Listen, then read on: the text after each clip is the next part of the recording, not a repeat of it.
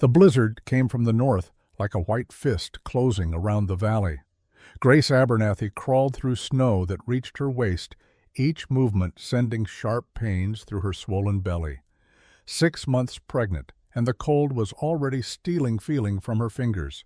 She left a trail of red drops behind her, dark against the moonlit white. Her dress, torn at the shoulder, flapped uselessly in wind that screamed like something dying. She could see the fence line ahead, rough timber posts marking the boundary of Covenant land, just another 100 yards. Her breath came in gasps that frosted immediately in the air. The baby kicked hard against her ribs as if sensing the danger, as if urging her forward. Grace's knees gave out 20 feet from the fence. She pitched forward into a drift and for a moment considered simply staying there. The cold would take her soon enough. The baby would never know the shame of its mother, never know the father who abandoned them both, never know any of this. But then she heard barking, dogs somewhere beyond the fence, their voices cutting through the storm. A door opened. Lamplight spilled gold across the snow. A figure emerged from the barn, massive and dark against the light. He carried a rifle. Grace tried to call out, but her voice died in her throat. She reached one hand toward the fence, and then the world tilted sideways. The last thing she saw before darkness took her was the giant crossing the distance between them in long, silent strides. Silas Covenant looked down at the woman collapsed at his fence line and felt something he had not felt in 3 years, the stirring of responsibility, of being needed by another living soul. He set the rifle against the fence post and knelt beside her, blood on her dress, bruises darkening on her throat, and beneath it all the unmistakable swell of advanced pregnancy. He gathered her into his arms. She weighed almost nothing despite the child she carried. Her lips moved, but no sound came out. Ice crystals had formed in her auburn hair. Silas turned back toward the house the woman held against his chest and wondered what death he had just invited through his door. But that moment lay months in the future. This story begins in winter, before the blood and the blizzard, before everything changed. 6 weeks earlier, December 1867. The parsonage sat at the edge of cold mercy like a judgment rendered in wood and whitewash. Grace Abernathy stood at the window of her bedroom and watched the town prepare for Christmas. Garlands hung from storefront awnings. Children threw snowballs in the square. Merchants called out holiday greetings to passing customers. None of them looked toward the parsonage. None of them had looked at Grace directly in weeks. She placed a hand on her belly. 3 months along now, and still able to hide it beneath loose dresses. But not for much longer. Soon the whole town would know what some already suspected, that Reverend Joel Abernathy's daughter had fallen, that she carried the child of a man who no longer walked these streets. The door opened behind her without a knock. Her father entered, his face carved from winter stone. He held a letter in his hand, and Grace knew before he spoke that her time had run out. Nathaniel Drummond left 2 weeks ago. Her father's voice carried the flat tone he used for funerals. He took the afternoon stage to Denver and has not returned. Dr. Vale confirmed your condition yesterday when you fainted at the Mercantile. The whole town knows Grace, the whole congregation. Grace turned from the window. I can explain. There is nothing to explain. Her father crossed the room and placed the letter on her dresser. You have destroyed this family, destroyed my ministry. Everything I have built in this town for 20 years, you have torn down in a single moment of weakness. The words landed like blows. Grace had prepared herself for anger, for disappointment, but the cold certainty in her father's voice suggested something worse than rage. This was calculation. What will you do? Grace heard herself ask. Send me away. Her father studied her for a long moment. In the fading light, his face seemed older than his 54 years. Yes, you cannot stay here. The congregation has already demanded answers. Mrs. Mackenzie suggested a refuge house in Wyoming Territory, a place for unfortunate women. Grace knew what those places were, poorhouses in everything but name, Women worked until their children were born, and then the babies were taken. Adopted out to families who could afford the fees, she would never see her child again. "I will not go." Grace's voice surprised her with its steadiness. "I will not give up my baby to strangers. Then you will go to Silas Covenant's ranch." Her father picked up the letter and held it out to her. "He has agreed to take you in until the child is born. After that, we will arrange for a proper adoption." Grace took the letter with numb fingers. The name meant nothing to her at first. Then memory surfaced. The giant man who came to town once a month for supplies. The war veteran everyone whispered about. The hermit who lived 18 miles north in the mountains. "You are giving me to a stranger.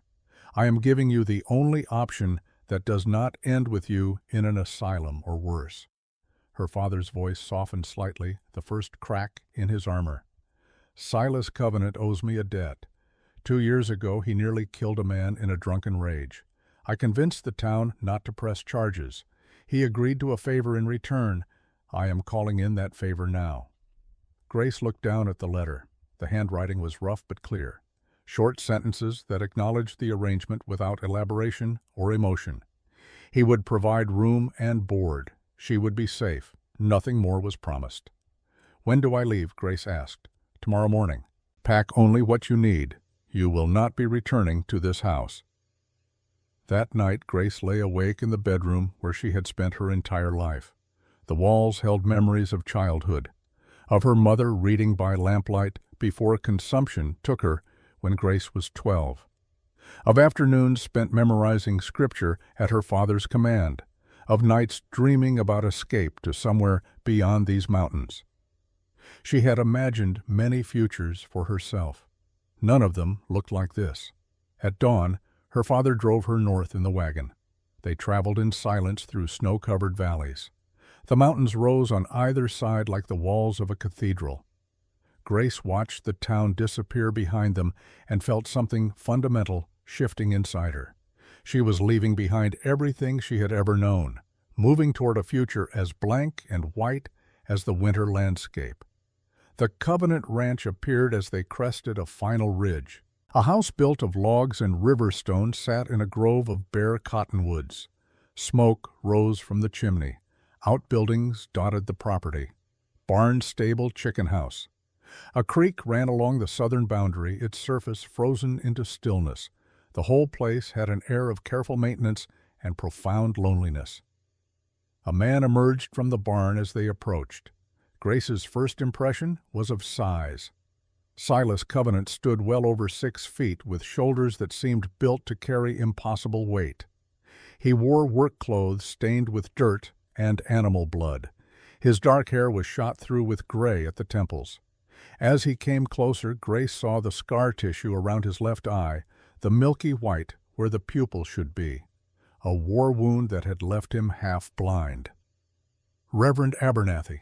Silas's voice was a low rumble. He looked at Grace briefly, then away as if the sight of her caused discomfort. "Mr. Covenant." Grace's father climbed down from the wagon. "This is my daughter. I trust the terms of our arrangement are clear." "They are." Silas moved to help Grace down, but she managed on her own, unwilling to accept assistance from either man. She stood between them, feeling like merchandise being exchanged. "She is your responsibility now." Her father spoke as if Grace were not present. "I expect her returned after the child is born, unharmed and in the same condition as she arrives." Grace flinched at the clinical phrasing. Silas's jaw tightened, but he nodded. Understood. The goodbye was brief. Her father pressed a small purse of coins into her hand without meeting her eyes. "Grace," he said, then nothing else. He climbed back into the wagon and turned the horses south. Grace watched him go and felt the last thread connecting her to her former life snap clean. "You can have the upstairs room." Silas picked up her single bag with ease. "I will stay in the barn." Grace followed him into the house. The interior was neat but spare. A kitchen with a wood stove. A sitting area with 2 chairs flanking a stone fireplace. Stairs leading to a second floor. everything clean but holding the particular emptiness of a place inhabited by someone who had given up on comfort. Upstairs, Silas opened a door to a bedroom that clearly had not been used in years. Dust covered the dresser. The bed was stripped to bare ticking, but the room had windows on 2 walls, and Grace could see the mountains stretching away to the horizon. "I will bring you firewood." Silas set her bag down and moved toward the door as if eager to escape. "Meals are at dawn and dusk. Help yourself to anything in the kitchen. If you need something, I will be working outside. Mr. Covenant." Grace's voice stopped him at the threshold. "Why did you agree to this?" Silas was silent for a long moment. His unblemished eye studied her with an intensity that made her want to look away. "Because I owed your father a debt, and because he said you had nowhere else to go. That is all," Grace pressed. "Charity." Something close to pain crossed his weathered features. "I do not know what else to offer." He left her then. Grace heard his boots on the stairs, the front door opening and closing. She moved to the window and watched him cross the yard to the barn, his limp more pronounced in the cold. He disappeared inside and did not emerge again. The first week passed in careful avoidance. Silas rose before dawn and worked until after dark. Grace heard him moving around downstairs in the early morning darkness, banking the fire and making coffee. By the time she descended, he would be gone. She found bread and butter laid out for her, eggs gathered from the chicken house, evidence of his passage, but never the man himself. At midday, Grace explored the property in cautious increments. The barn where Silas spent most of his time. The stable housing 3 horses who watched her with mild interest. The creek where she stood listening to ice crack and reform in the current. She saw Silas from a distance repairing fences or hauling firewood, but he never approached, never spoke unless absolutely necessary. Evenings he returned to the barn.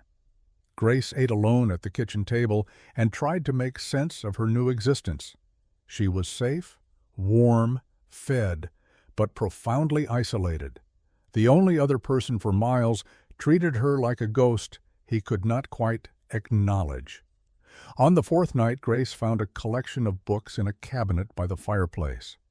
Worn volumes that suggested reading habits, agricultural manuals, a water-damaged copy of Walden, and buried beneath them a small leather journal filled with a woman's handwriting. Grace opened it carefully and read the first page. Mary Elizabeth Covenant, 1861. This was the dead wife's journal. Grace knew she should close it, put it back, respect the privacy of a woman 3 years in the grave. But loneliness made her weak.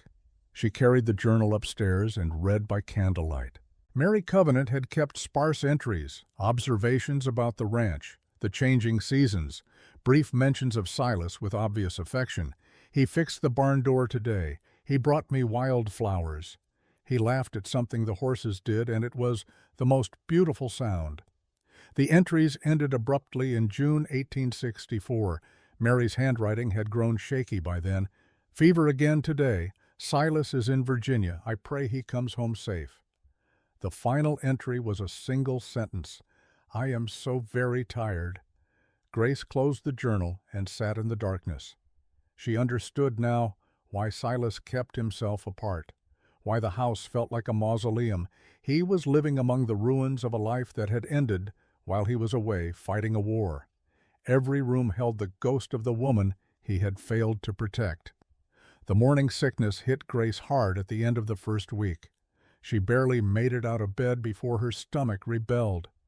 The nausea lasted through the morning and returned in waves throughout the day. She tried to eat the bread Silas left, but could not keep it down. By evening, she was weak and dizzy. Grace was attempting to make tea when her legs gave out. She caught herself against the kitchen table, but the world tilted sideways. The last thing she remembered was the floor rushing up to meet her. She woke to find Silas kneeling beside her. His work-worn hands supported her head and shoulders. His face, seen this close, carried lines of worry she had not noticed before. "You fainted." His voice was gentler than she expected. "When did you last eat? I cannot keep food down." Grace tried to sit up, but nausea rolled through her again. The baby, since yesterday. Silas lifted her as easily as he might lift a child. He carried her to one of the chairs by the fireplace and settled her there with unexpected care. "Stay. I will be back." He was gone for over an hour. Grace dozed in the chair, too weak to move. When Silas returned, he carried a small bundle wrapped in cloth. He moved to the stove and began boiling water. "What is that?" Grace asked. "Ginger root." Silas worked with the focused competence of a man following specific instructions. From the Chinese camp 30 miles east, the railroad workers use it for stomach ailments. You rode 60 miles for ginger root. Silas glanced at her with his seeing eye. "You need to eat. The baby needs you to eat." He made tea from the ginger and brought it to her in a tin cup. The smell was sharp and foreign, but Grace sipped carefully. The warmth spread through her chest. After several minutes, her stomach settled enough that the nausea receded to a manageable level. "Thank you." Grace held the cup in both hands and looked at this man who had ridden through winter darkness to fetch medicine for a stranger. "You did not have to do that. You are under my roof." Silas sat in the other chair, maintaining careful distance. "Your welfare is my responsibility." "Is that all I am?" Grace surprised herself with the question. A responsibility. Silas was quiet for a long time. The fire crackled between them. Outside wind rattled the windows. "What else would you be?" he finally asked. "I do not know." Grace finished the tea and set the cup aside. "But I think we are both pretending that this arrangement is simple, that I am just passing through, that when spring comes I will leave and your life will return to what it was, my life." Silas's laugh held no humor. "You think I have a life to return to? You have this ranch, this house. That is more than most people. I have ghosts and work." Silas stood abruptly. "The rest is just surviving until it is over." He left her by the fire and retreated upstairs. Grace heard his boots in the hallway, a door closing. She sat alone and listened to the house settle around her. That night marked a shift. Not friendship exactly, but acknowledgement. They were both trapped here by circumstances beyond their control, both haunted by what they had lost, both uncertain about what came next. 10 days after Grace arrived, a wagon appeared on the road from town. Grace was hanging laundry behind the house when she saw it. A small cart pulled by a single horse. The driver was a woman wearing a man's coat and a determined expression. Silas emerged from the barn as the wagon pulled into the yard. He and the woman exchanged words Grace could not hear. Then the woman climbed down and walked directly toward Grace with the confidence of someone accustomed to going where she was needed without invitation. Grace Abernathy. The woman's voice was rough from years of tobacco and cold weather. "I am Dorothea Quinn. People call me Thea. Your father sent word you would need a midwife." Grace glanced toward Silas, but he had already retreated to the barn. She looked back at Thea Quinn and saw a woman in her late 40s with gray-streaked hair and eyes that had witnessed considerable suffering without flinching from it. "I did not know he arranged for anyone," Grace said. "He did not." Thea pulled a medical bag from her wagon. "But word travels. Pregnant girl sent to live with hermit rancher. People talk. I decided to make sure you were not dead in a ditch somewhere." The bluntness was refreshing after weeks of careful silence. Grace found herself almost smiling. "I am not dead, not yet. But you are malnourished, and from the look of you fighting morning sickness without proper help." Thea gestured toward the house. "Let me examine you. Then we will discuss what happens next." Inside, Thea conducted an efficient assessment. She pressed careful hands against Grace's belly and asked questions about her symptoms. When the examination concluded, she sat back with a frown. "The baby is underweight. You are not eating enough protein or vegetables. How far along when you arrived here?" 3 months. "And the father gone." Grace said the word without emotion. Thea studied her for a moment. "Then you need to decide what you want, after the birth. Your father mentioned adoption, but I am asking what you want." Grace had not allowed herself to think beyond survival. But Thea's question opened a door she had kept carefully closed. What did she want? To keep her baby and raise it alone in a world that would never forgive either of them. To give the child to strangers and spend the rest of her life wondering. There were no good answers. I do not know, Grace admitted. Then you have time to figure it out. Thea stood and packed her bag. I will visit weekly. Make sure you and the baby stay healthy. In the meantime, you need to eat better. Real food, not just bread. I will talk to Silas about it. She found Silas in the barn, and Grace watched through the window as the two of them spoke. Thea gestured emphatically. Silas listened with his arms crossed. After several minutes, he nodded reluctantly. Thea climbed back into her wagon, but before leaving she leaned down and said something that made Silas go very still. When Thea drove away, Silas returned to the house. He stood in the doorway, looking uncomfortable. The midwife says you need better food. Vegetables, meat, milk. I do not know how to cook much beyond what keeps me alive, but if you can tell me what to get from town, I will provide it. Grace looked at this man who seemed determined to fulfill his obligations while maintaining maximum distance. You do not have to do this. I know I am an inconvenience. You are not. Silas's response came quickly enough that Grace almost believed him. You are a person in need of help. That is different. After Thea's visit, the household routine changed. Silas began leaving fresh milk with the morning bread. Cuts of venison appeared in the cold box. He even attempted to make stew, though the result was barely edible. Grace took over cooking to save them both from his culinary efforts, and Silas accepted this with obvious relief. They began eating together in the evenings. Not exactly conversation, but shared silence that felt less oppressive than isolation. Grace learned to read Silas's moods by the set of his shoulders, the way his limp worsened when winter cold settled into old injuries, the distant look that sometimes overtook him during meals as if he were seeing battlefields instead of the kitchen table. One night Grace broke the silence with a question she had been holding back. What did you do in the war? Silas's fork paused halfway to his mouth. Cavalry? Union? Did you see much fighting? Too much. Silas set down his fork and pushed his plate away. Antietam, Chancellorsville, Gettysburg, all the places where men went to die and called it glory. Grace waited. After a moment, Silas continued the words, coming slowly as if pulled from somewhere deep and unwilling. I killed a boy at Antietam. 17 years old, gut shot. No way to save him. He was screaming for his mother, crying like a child. I put my pistol to his head, and I gave him mercy. The confession hung in the air between them. Grace understood she was being trusted with something Silas had told no one, a burden that still haunted him years later. That was not murder. Grace said quietly, that was kindness. Tell that to the boy's mother. Silas stood abruptly. Tell her I killed her son and slept that night anyway. Tell her it was kindness. He left the table and climbed the stairs to his room.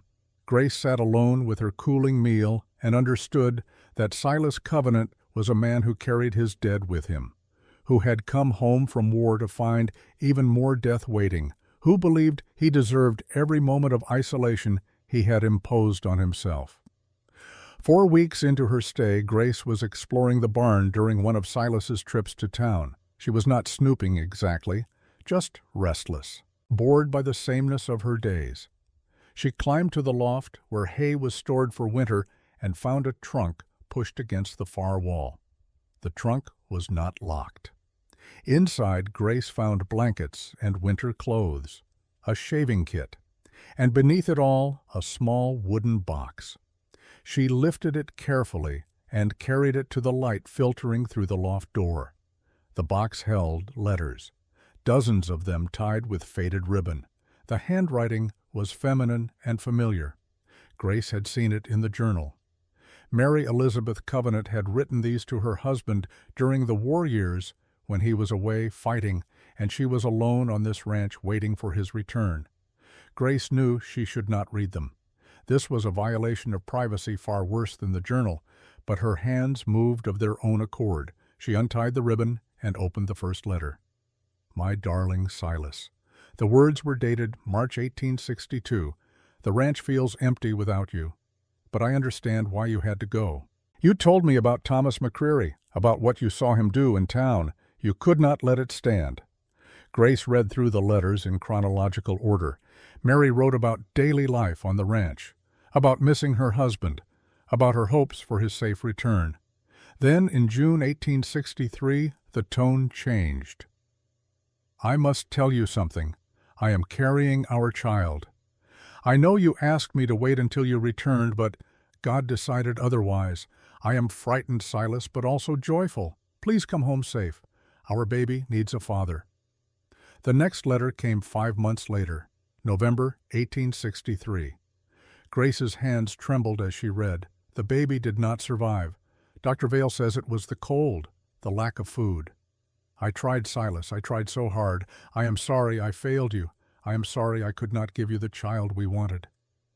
Grace pressed a hand to her own belly where her baby moved restlessly. She thought about Mary Covenant alone in winter, pregnant and struggling without help, losing the child while her husband fought a war hundreds of miles away. The grief in those words reached across years. But it was the next letter that broke Grace's heart completely. March 1864.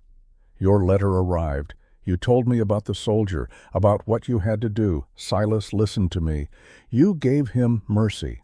You ended his suffering. That is not murder. That is love. Come home. Let me help you carry this burden. You do not have to carry it alone. So Mary had known.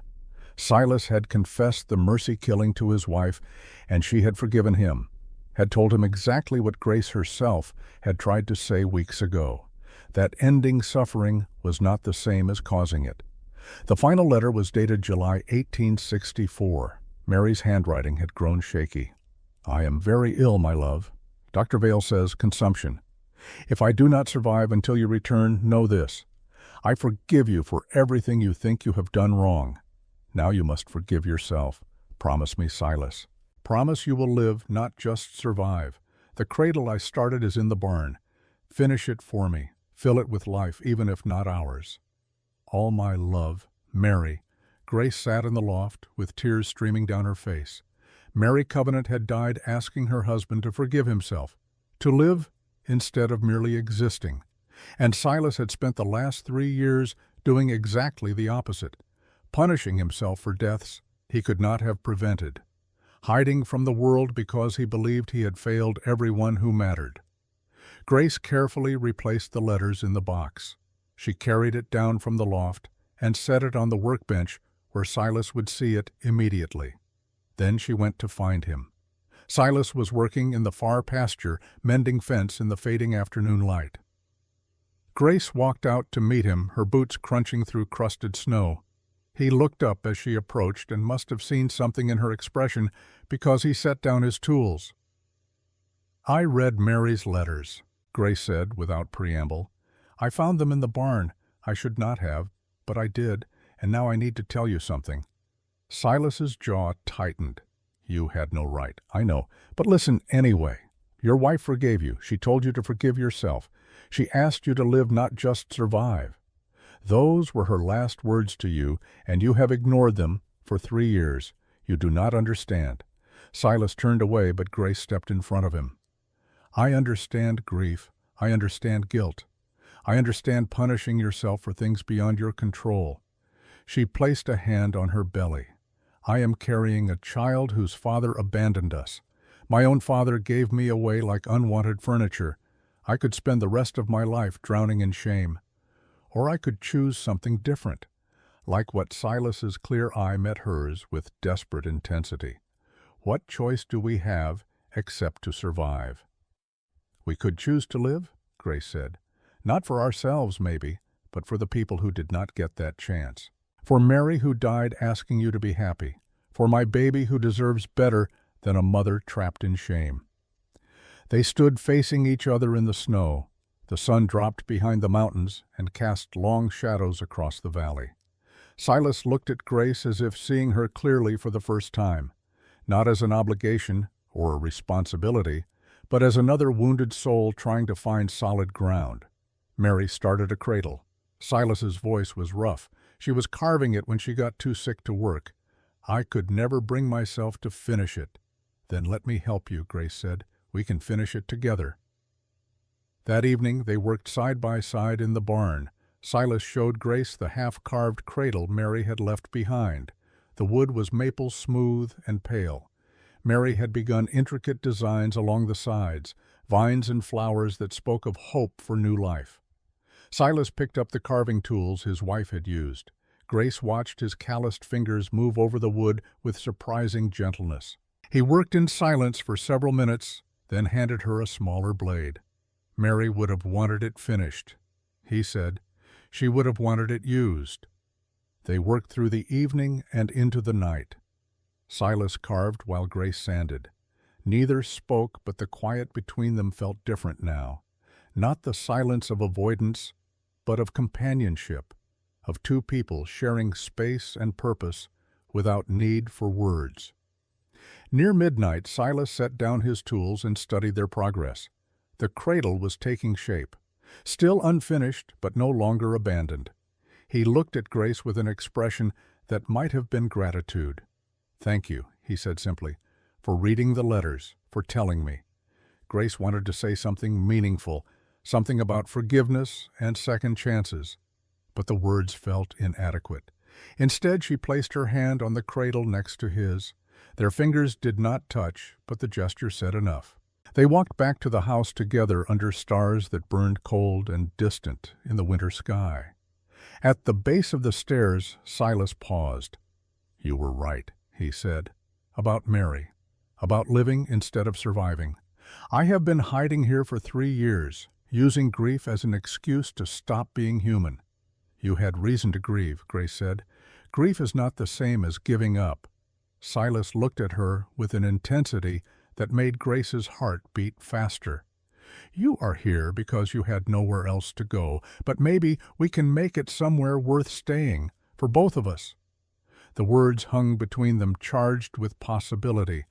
Grace understood they were at a threshold. Behind them lay the careful distance they had maintained, the pretense that this was temporary, that come spring she would leave and Silas would return to his isolation. Ahead lay something uncertain, the beginning of connection between two damaged people, the first tentative steps toward something that might eventually resemble belonging. Grace nodded slowly. "I would like that." They climbed the stairs together. At the landing they separated to their rooms, but before Grace closed her door, she heard Silas speak one more time. "Good night, Grace." It was the first time he had used her name. The sound of it in his rough voice felt like a benediction, like permission to stop being the Reverend's fallen daughter or the abandoned mother to become simply Grace, a woman trying to build a life from the wreckage of the one she had lost.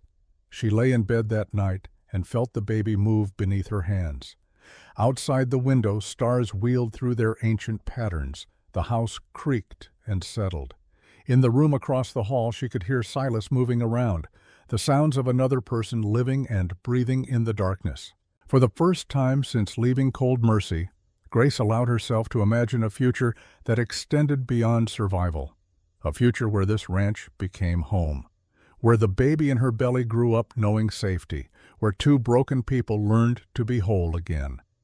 It was a fragile hope, built on nothing more substantial than carved wood and shared silence. But it was hope, nonetheless. And in the depths of Montana, winter hope was enough to keep the darkness at bay. Grace closed her eyes and drifted toward sleep. Tomorrow would bring new challenges, more uncertainty. But tonight, she rested in the knowledge that she was not alone. That Silas Covenant, for all his scars and silence, had begun to see her as more than just an obligation, and she had begun to see him as something more than a stranger offering shelter. She saw a man capable of gentleness despite his size, a man who had survived unimaginable horrors and still chose kindness, a man who might given time become someone she could trust with more than just her safety. The thought should have frightened her. Instead, it brought a strange sense of peace. Grace pulled the quilt up to her chin and let sleep take her. Outside, the wind howled through the cottonwoods. Inside, two people who had been alone too long began the slow work of building something together. Neither of them knew what that something might become, but they had taken the first steps, and sometimes that was enough. The letter arrived on a Tuesday morning in late January when the world outside had turned to stone and ice. Grace had been at the ranch for 7 weeks now, 7 weeks of slowly building a life with Silas. 7 weeks of learning to exist in companionable silence, punctuated by moments of unexpected connection. She was in the kitchen kneading bread dough when she heard the dogs barking. She moved to the window and saw a rider approaching through snow that reached the horse's knees. The man wore a town marshal's coat and carried a leather satchel. Silas emerged from the barn and met the rider halfway across the yard. They spoke briefly. The marshal handed over an envelope and then turned his horse back toward the road without dismounting. Whatever message he carried, he wanted no part of delivering it personally. Grace watched Silas stand in the yard holding the envelope. Even from a distance, she could see the tension radiating through his frame, the way his work-roughened hand clenched around the paper. He stood there for nearly a minute before finally opening it and reading the contents. When he came inside, his face was carved from the same stone as the frozen mountains. He set the envelope on the table between them, and Grace saw the official seal. Territorial Court, Cold Mercy Jurisdiction. "It is from Judge Cyrus Drummond," Silas said. "Nathaniel Drummond's father. He says he has been informed that his son's former companion resides at this ranch. He will be visiting in 2 weeks to discuss the child's future." Grace felt ice spread through her chest. She had not heard Nathaniel's name spoken aloud in months, had almost convinced herself that he had disappeared completely, that the father of her child would remain a ghost. But ghosts had families, fathers who were judges with the power to destroy lives with the stroke of a pen. "What does he want?" Grace asked, though she already knew. "The baby." Silas sat down heavily. "Drummond is a circuit judge. He controls half the legal proceedings in this territory. If he decides to claim custody of your child after it is born, there is very little we can do to stop him."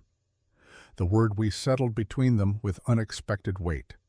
Silas had said "we," not "you," as if Grace's problem had become his own. There must be something. Grace pressed both hands against the table to stop them shaking. "Some law that protects mothers. There are laws," Silas said carefully. "But they favor fathers and families with means. An unmarried woman has almost no legal standing, especially against a judge." "Then what do we do? I need to consult someone." Silas stood and began pulling on his heavy coat. "There is a lawyer in Copper Falls, Samuel Keach.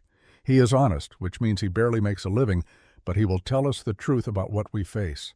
How far is Copper Falls? 40 miles. 2 days riding in this weather?" Silas paused at the door. "Thea Quinn is due to visit tomorrow. Moses will stay close while I am gone. You will be safe here." Grace wanted to ask him to stay. The thought of being alone even for 2 days filled her with dread. But she could see the determination in Silas's face. He was already moving into action, already trying to protect her in the only way he knew how. "Be careful," she said instead. "Always am," Silas replied. Then he was gone into the white silence of winter. The 2 days Silas was away stretched like weeks. Grace tried to occupy herself with household tasks, but her mind kept circling back to Judge Drummond, to Nathaniel, to the reality that the life growing inside her was not entirely her own, that other people believed they had claims on her child, rights that superseded her own desire to be a mother. Thea Quinn arrived the next afternoon with Moses driving her wagon. The old ranch hand helped the midwife inside, then retreated to the barn with the quiet efficiency of a man who understood when women needed privacy. "You look terrible," Thea said without preamble. "When did you last sleep?" Grace could not remember. "I received a letter. The father's family is coming. They want to take my baby." Thea set down her medical bag and studied Grace with a sharp assessment of someone who had seen every variety of human suffering. "Sit. Let me examine you first.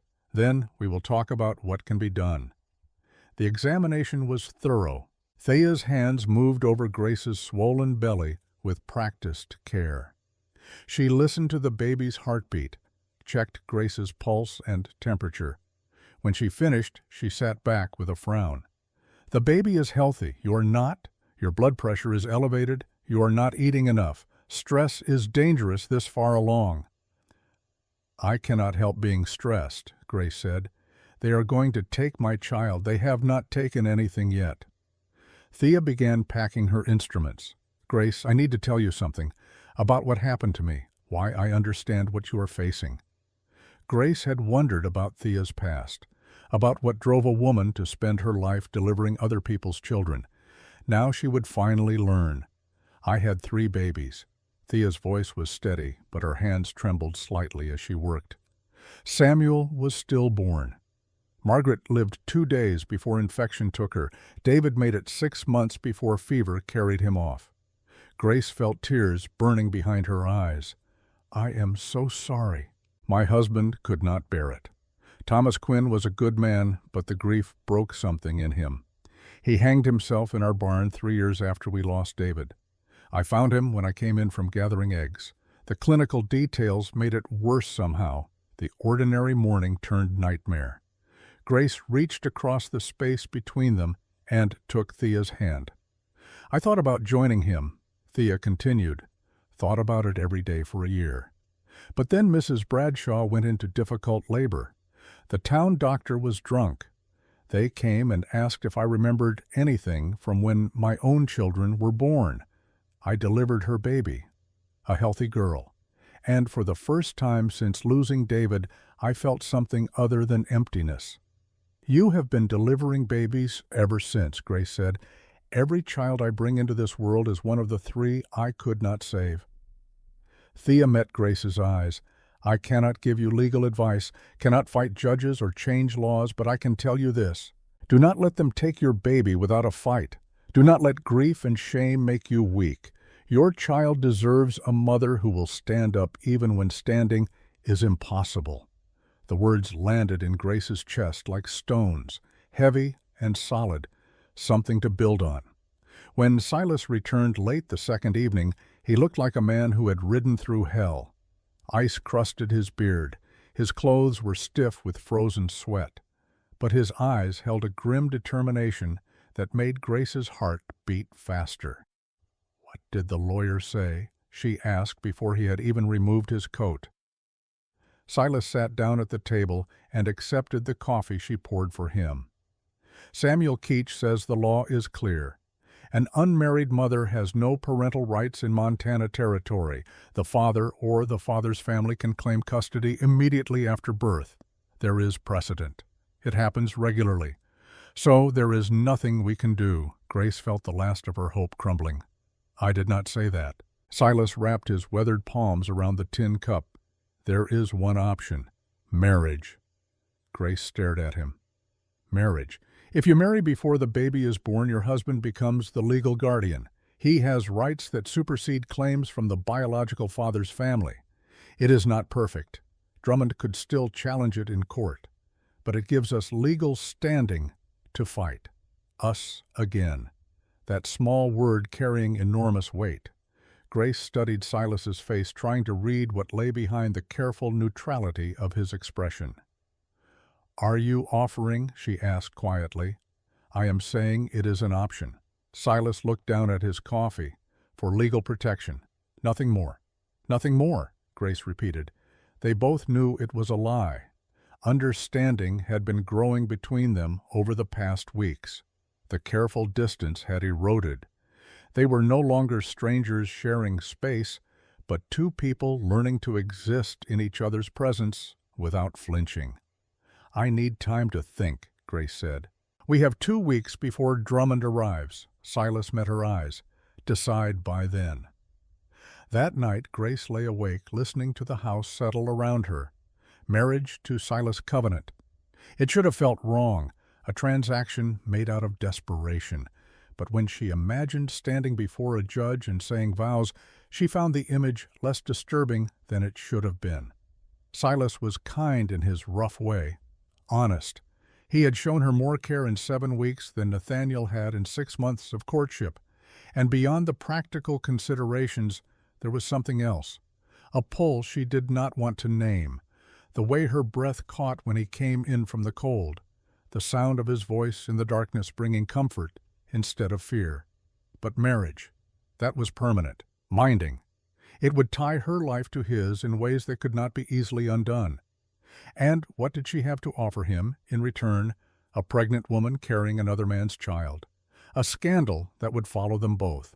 The days that followed passed in strange suspension. Grace and Silas worked together on the cradle each evening. The rhythm of their collaboration had become familiar. Silas would carve while Grace sanded. They talked about small things, the weather, the animals, Mary's designs for the wood patterns. Neither mentioned the decision hanging between them. On the 10th day after the letter arrived, Grace was washing dishes when she heard horses. She looked out the window and felt her heart stop. A single rider approached the ranch, but this was no marshal or messenger. Even from a distance, she recognized the way he sat in the saddle, the tilt of his head. Nathaniel Drummond had come home. Grace moved to the door on instinct, though her mind screamed warnings. Silas was already crossing the yard from the barn. He positioned himself between the house and the approaching rider. One hand rested on the rifle he now carried whenever strangers appeared. Nathaniel drew his horse to a stop 20 feet away. He looked terrible, thin to the point of gauntness. Shadows carved his eyes into hollows. His hands trembled on the reins, but he was well dressed. Expensive coat, fine boots, his father's money wrapped around a dying man.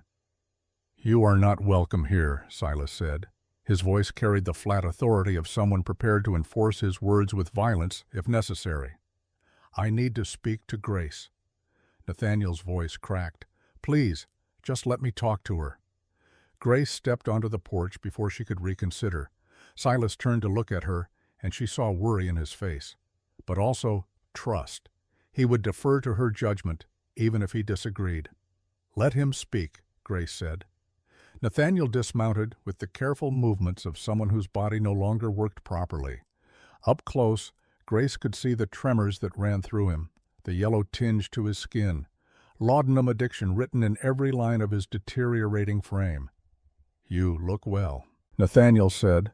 "The baby is healthy," Grace finished. "No thanks to you." The words landed like blows.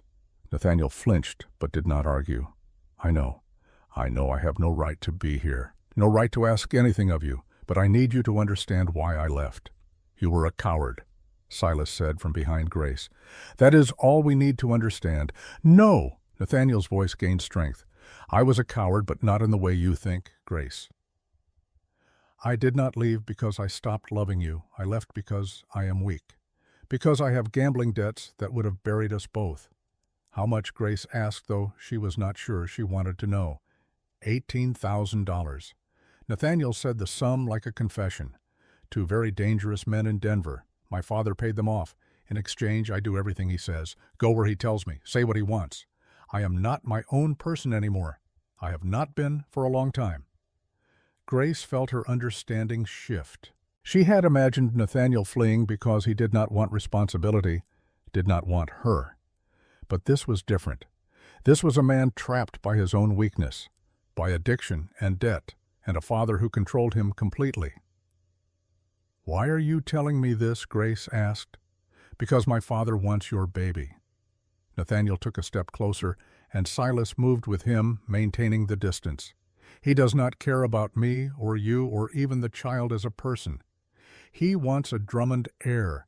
He knows I will be dead within 2 years from laudanum.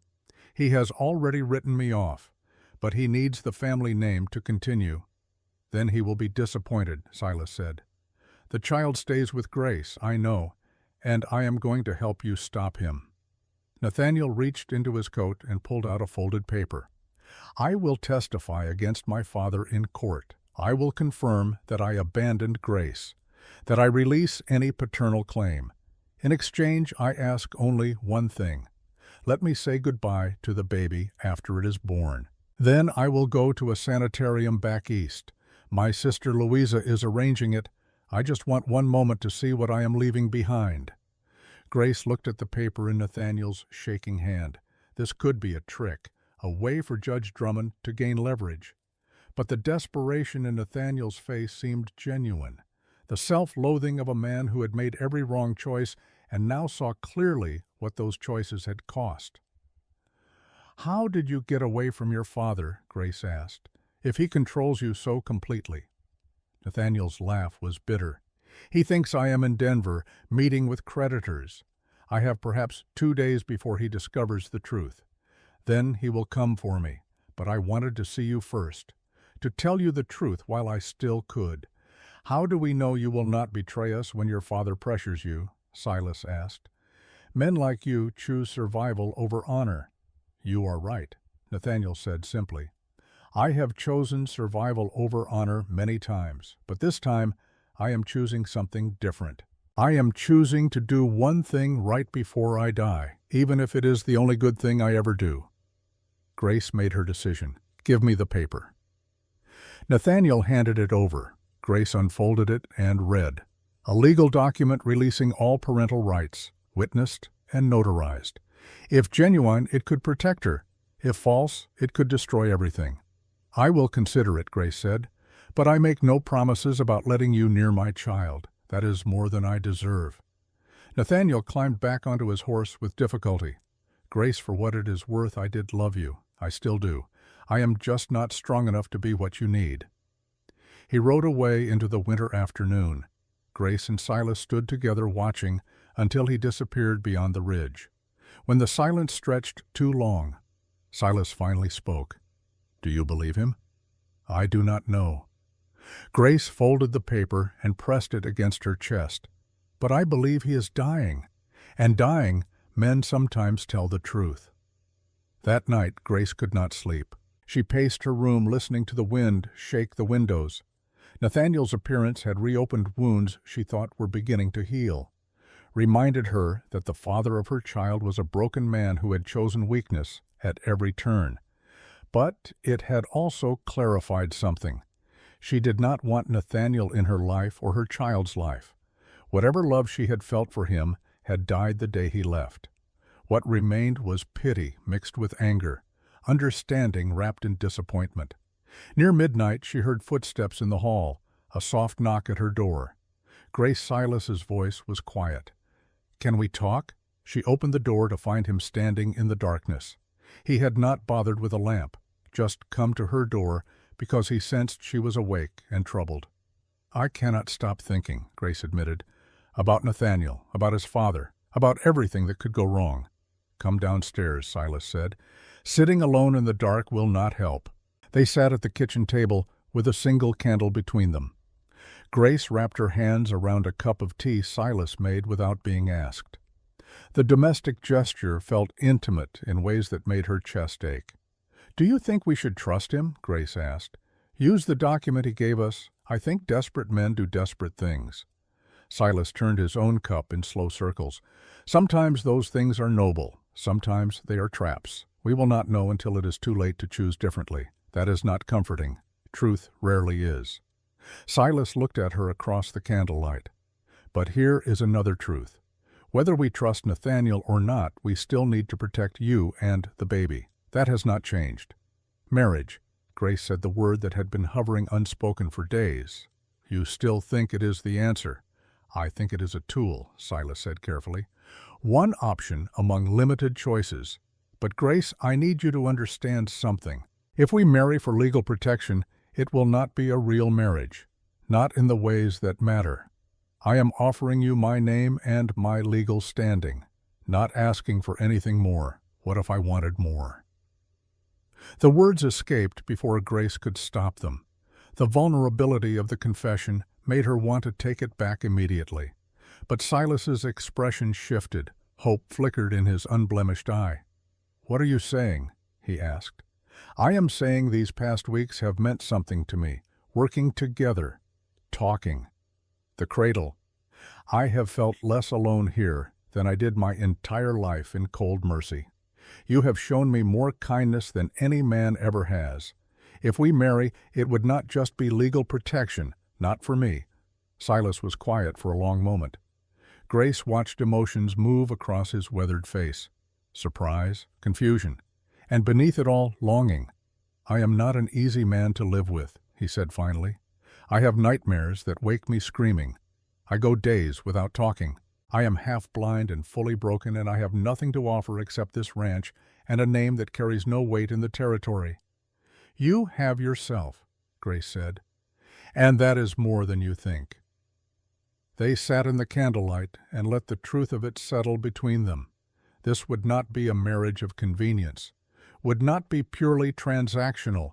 It would be two damaged people choosing each other, building something new from the wreckage of what they had lost. "There is something you should know," Silas said, "before you decide. About why I agreed to take you in, why I owed your father a debt." "I know about the fight," Grace said, "about the man you almost killed." "You know what people say," Silas corrected, "not what actually happened.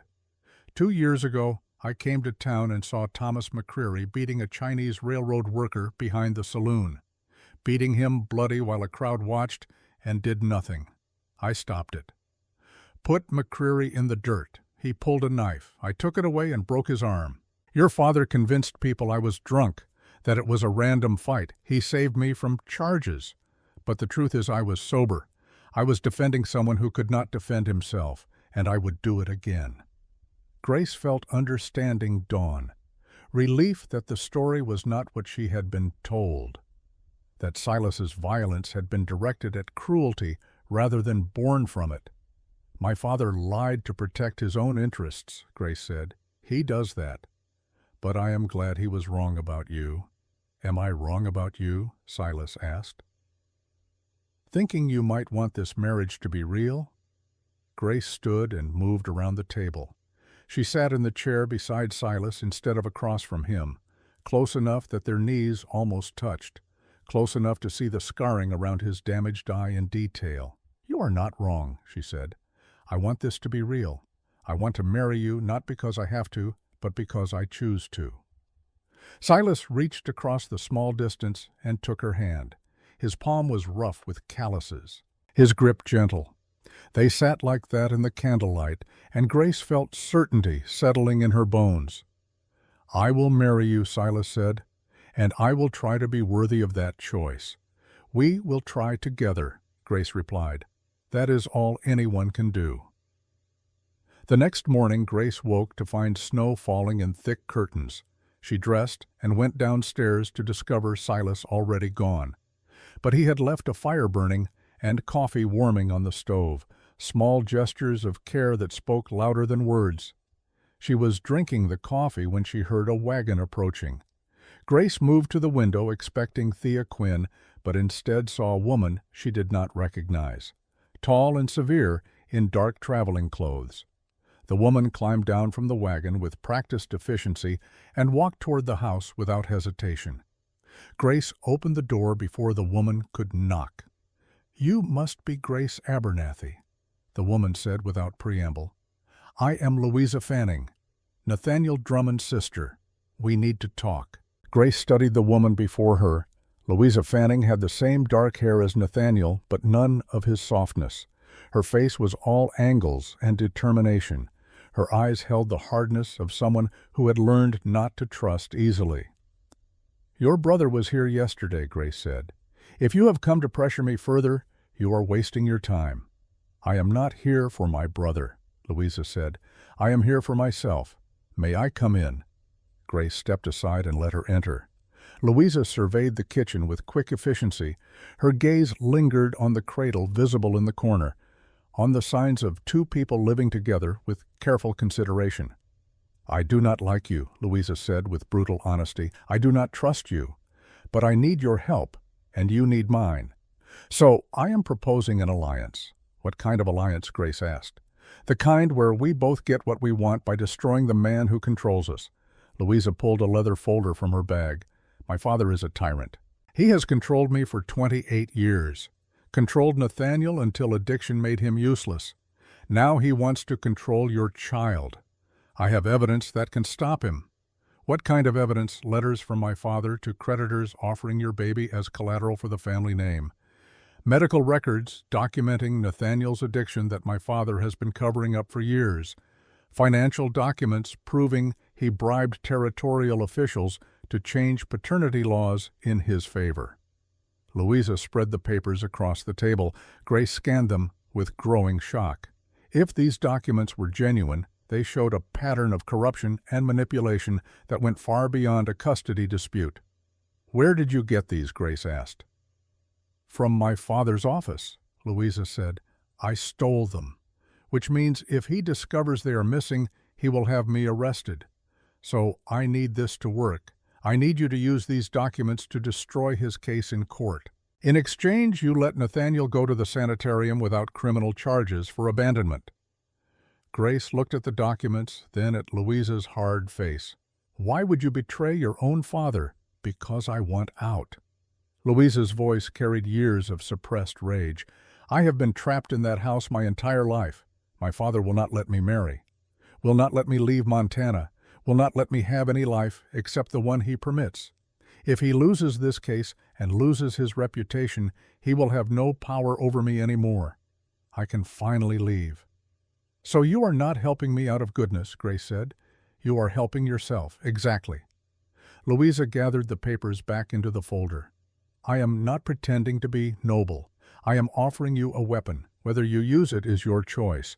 But when you are in that courtroom and my father's lawyer is destroying you, remember, I gave you the means to fight back." "How do I know this is not a trap?" Grace asked. "That you are not working with your father, you do not." Louisa stood and moved toward the door. "You have to decide if desperation makes people honest or deceptive. But consider this. My father has everything to gain from your compliance. I have everything to lose if you refuse my help. Who has more reason to be truthful?" She left before Grace could respond. The wagon pulled away, leaving Grace alone with the folder of documents. She opened it again and studied the papers more carefully. If genuine, they were damning. If false, they could be used to discredit her completely.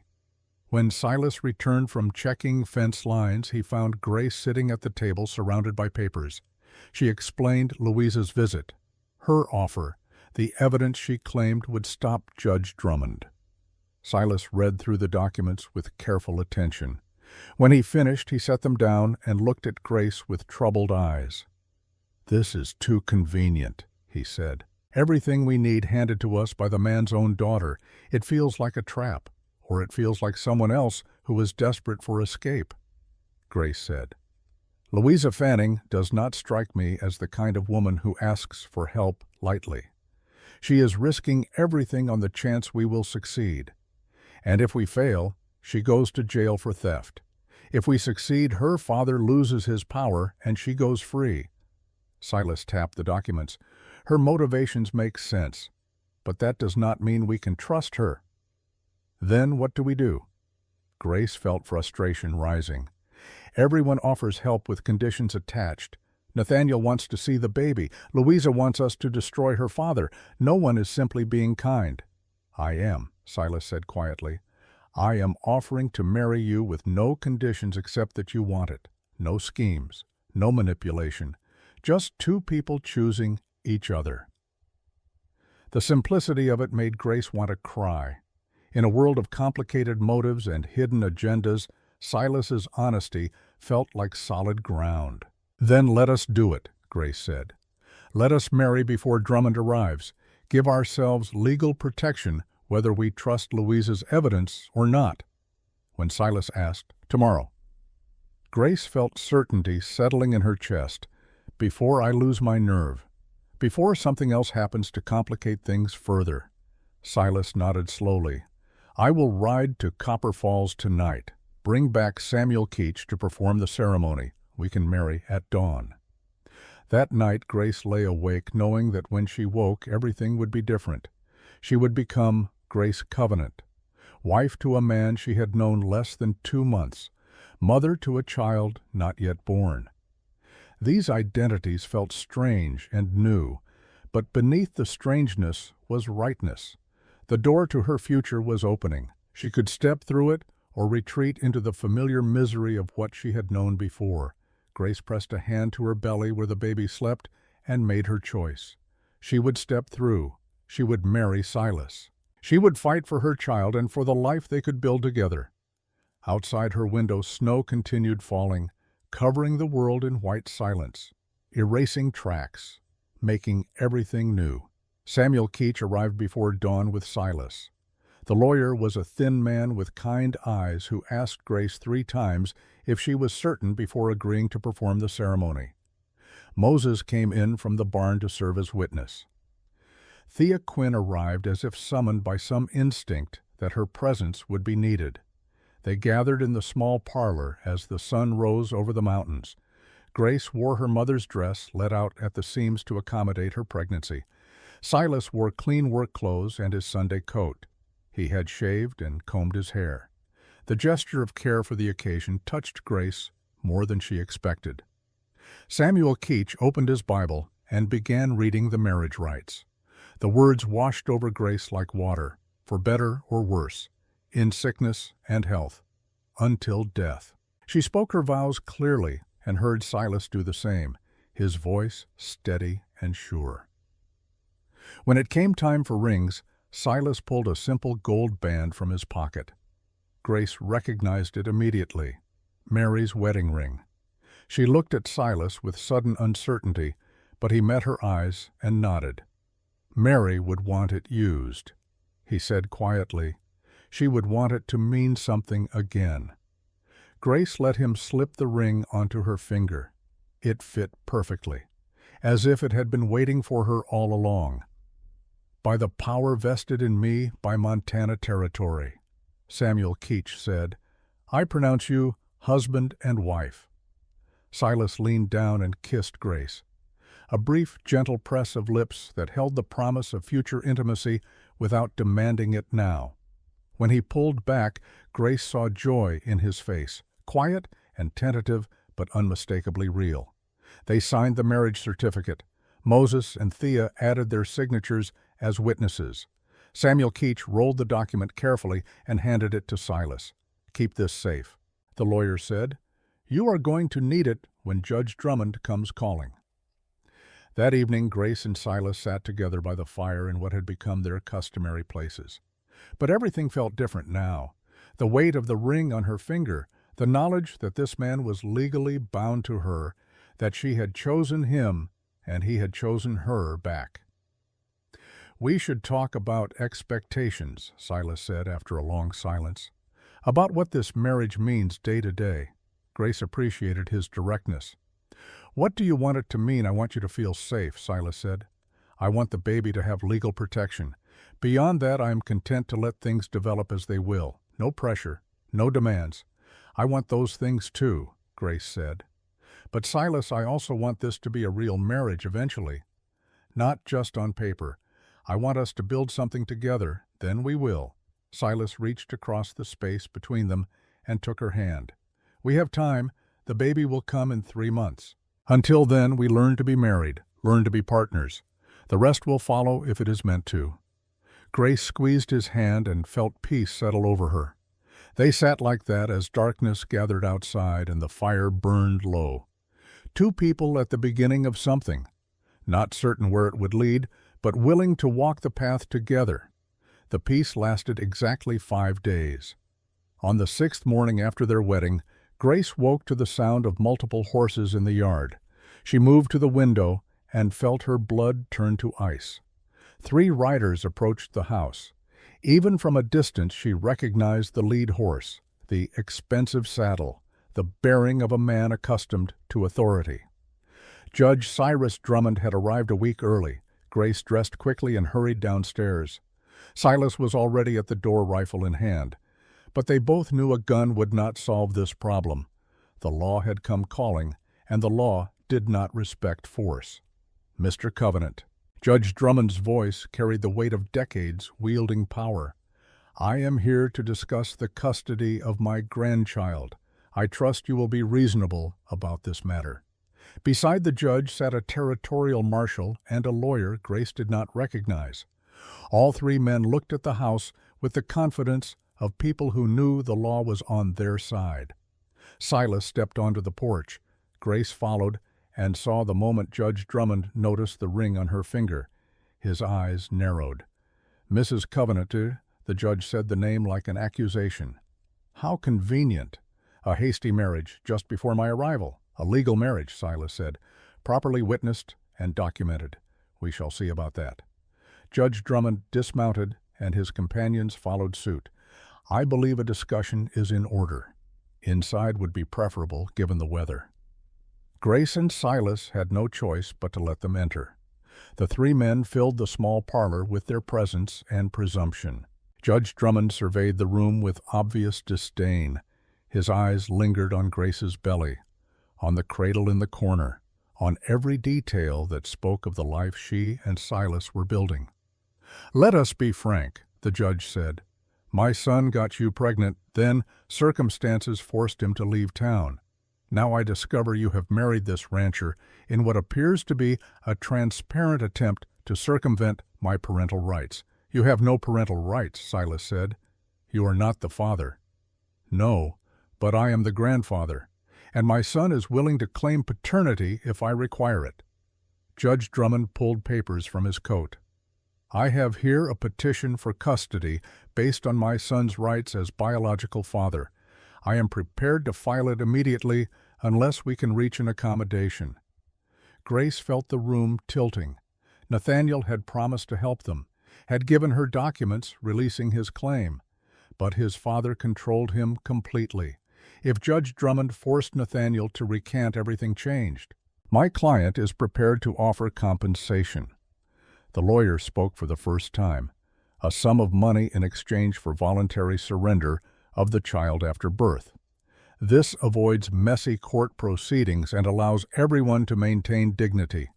"We are not selling our child," Grace said. The words came out stronger than she felt. "This baby is not merchandise. Your child." Judge Drummond's smile was cold.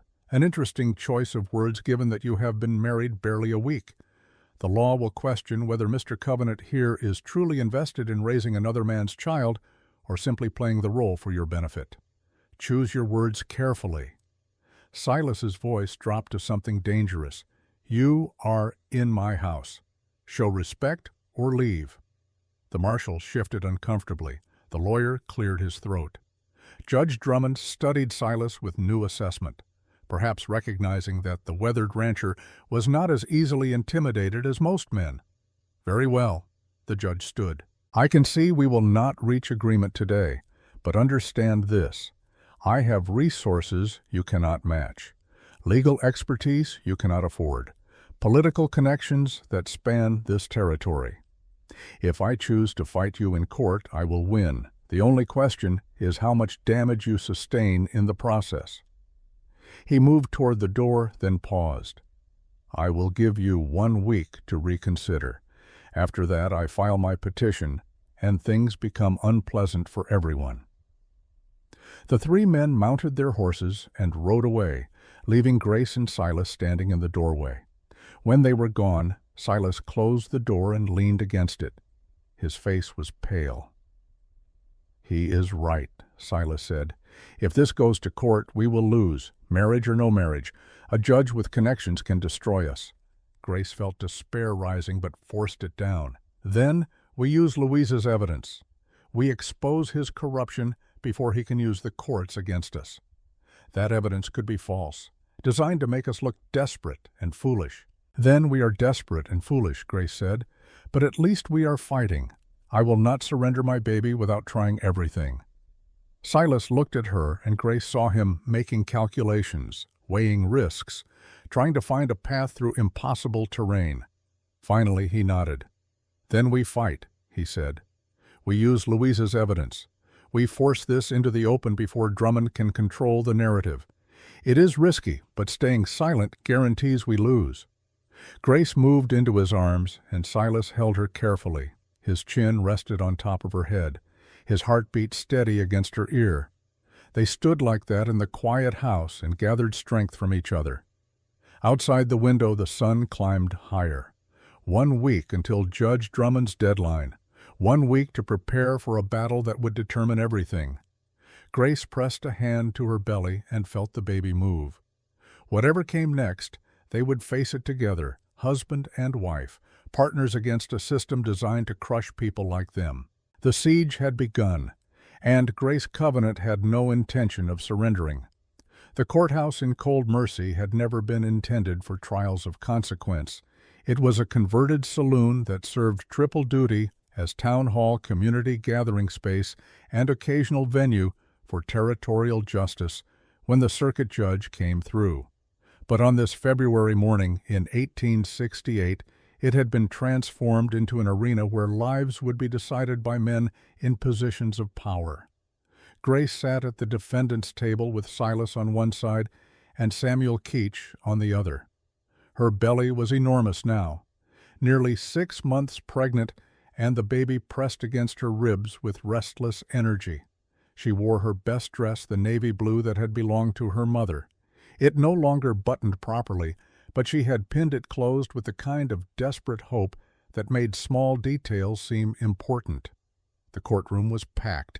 Half the town had turned out to witness the spectacle. Mrs. Mackenzie sat in the front row with the other church ladies, their faces arranged in expressions of righteous disapproval. Mayor Hutchins occupied a seat near the back, looking uncomfortable with the whole proceeding. And scattered throughout were the faces of people Grace had known her entire life. None of them met her eyes. Judge Cyrus Drummond sat at the plaintiff's table with his lawyer, a sharp-faced man named Garrett who had arrived from Denver specifically for this case. Between them sat a folder thick with documents, evidence of Grace's moral failings, proof of her unworthiness as a mother, all the ammunition they needed to destroy her. At the bench sat Judge Carmichael, a stern-faced man appointed by the territorial government to preside over legal matters in this jurisdiction. He was known as a fair judge, but also one who followed the letter of the law without sentiment. Grace's fate and her baby's future would rest on his interpretation of statutes written by men who had never imagined a situation like hers. The bailiff called the court to order. The murmur of conversation died immediately. Judge Carmichael surveyed the packed room with obvious displeasure.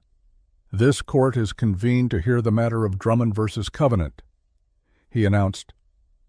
"Mr. Drummond seeks to invalidate the marriage between Mr. Silas Covenant and the former Miss Grace Abernathy on grounds of fraud and coercion. He further seeks custody of the child currently carried by Mrs. Covenant based on paternal rights claimed by his son, Nathaniel Drummond. Mr. Garrett, you may present your case." The lawyer stood with practiced smoothness. "Your Honor, this case is quite straightforward. My client, Judge Cyrus Drummond, seeks to protect the interests of his grandchild from a situation that can only be described as exploitative. Miss Abernathy, excuse me, the woman calling herself Mrs. Covenant was essentially sold to Mr. Covenant by her father. Rather than wait for the biological father to return and properly address the situation, Mr. Covenant took advantage of this young woman's vulnerable condition to enter into a fraudulent marriage. Grace felt Silas tense beside her, but he remained silent. They had agreed to let Samuel Keach handle all arguments. Outbursts would only make them look desperate. Garrett continued his opening statement with the smooth delivery of someone accustomed to courtroom performance. "Furthermore, Your Honor, we have evidence that Mr. Covenant and Miss Abernathy were living in immoral circumstances for months prior to their hasty wedding ceremony. Dr. Vale will testify that he observed clear signs of intimate relations between the defendants during his medical visits. This marriage is nothing more than an attempt to legitimize sinful behavior and prevent my client from exercising his legitimate parental rights." The words painted Grace as a victim and Silas as a predator. She wanted to stand up and shout the truth, that Silas had shown her nothing but respect, that their marriage was born of genuine affection rather than manipulation. But she forced herself to remain still, to trust in the process even as it ground her dignity into dust. Samuel Keach rose to present their defense. His youth worked against him in a room full of older men, but his voice carried conviction. Your Honor, the marriage between Mr. Covenant and Mrs. Abernathy is entirely legal. It was performed by a licensed judge with proper witnesses and documentation. Mrs. Covenant entered the union willingly and with full understanding of her decision. As for the accusations of impropriety, they are based on speculation rather than evidence. Mr. Covenant and Mrs. Abernathy maintained separate quarters throughout her residence at his ranch. Multiple witnesses can attest to the propriety of their conduct. Judge Carmichael made notes without expression. Call your first witness, Mr. Garrett. The prosecution began with Dr. Augustus Vail. The town doctor took the stand with obvious reluctance. Under Garrett's questioning, he confirmed that he had visited Grace at the Covenant Ranch twice to check on her pregnancy. He described the layout of the house, the evidence of two people living together. And in your professional opinion, Dr. Vail, Garrett asked, did Mrs. Covenant appear to be a woman who had entered marriage freely or one who might have been coerced by circumstances? Dr. Vail hesitated. He looked at Grace and she saw apology in his eyes. She appeared well cared for, but the timing of the marriage, given her advanced pregnancy, and the legal situation certainly suggests desperation might have played a role in her decision. The admission hurt more because Vail was trying to be kind, but kindness did not matter in a courtroom, only facts and how they could be twisted. Samuel Keach cross-examined carefully. Dr. Vail, did you ever observe any signs that Mr. Covenant was abusing or threatening Mrs. Abernathy? Vail said firmly. Mr. Covenant was always respectful in my presence. Did Mrs. Abernathy ever express fear of him or desire to leave his property? No, she seemed quite content. Then is it possible her decision to marry was based on genuine affection rather than coercion? It is possible, Vail conceded, but I cannot speak to her internal motivations. The morning wore on with additional witnesses. Mayor Hutchins testified about the arrangement between Reverend Abernathy and Silas Covenant. Moses was called and used his slate to write answers, confirming that Grace and Silas had separate bedrooms and that he observed no inappropriate behavior between them. Then Garrett called Nathaniel Drummond to the stand. Grace's heart hammered as Nathaniel walked to the witness box. He looked worse than when she had seen him weeks ago. The tremors had increased. His skin held the yellow tinge of liver failure, but he was dressed well and carried himself with the remnants of dignity. Garrett began his examination. Mr. Drummond, you were engaged in a romantic relationship with Miss Abernathy in the spring of last year, is that correct? Yes. Nathaniel's voice was quiet but steady. And this relationship resulted in her pregnancy? Yes. Did you abandon her when you learned of her condition? Nathaniel met Grace's eyes across the courtroom. Understanding passed between them, or goodbye. I left Cold Mercy for business reasons. I did not know about the pregnancy at the time. It was a lie, and they both knew it, but Nathaniel was following his father's script, protecting himself even as he condemned Grace. Garrett continued. Have you since returned prepared to take responsibility for your child? Yes. I wish to claim my parental rights and provide for my son or daughter.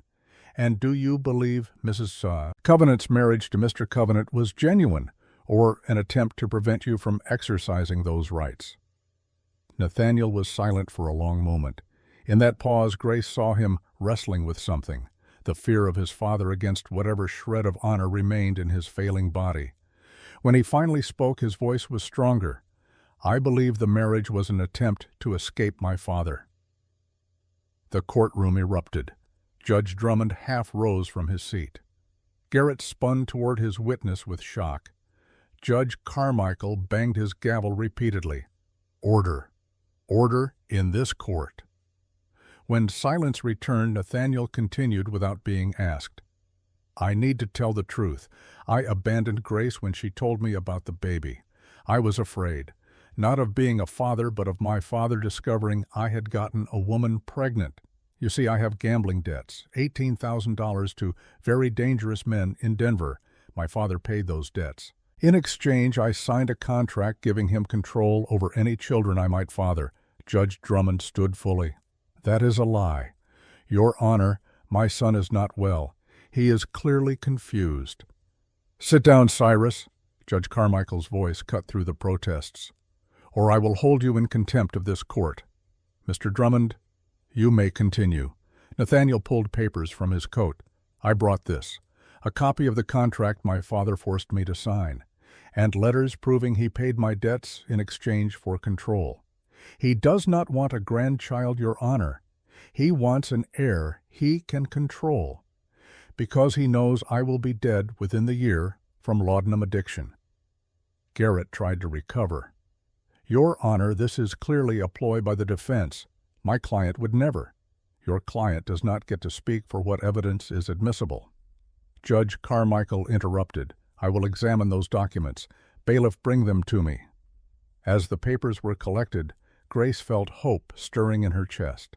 Nathaniel had done it, had chosen truth over fear.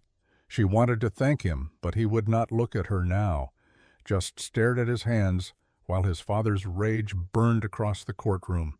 Samuel Keach rose. Your Honor, if I may redirect.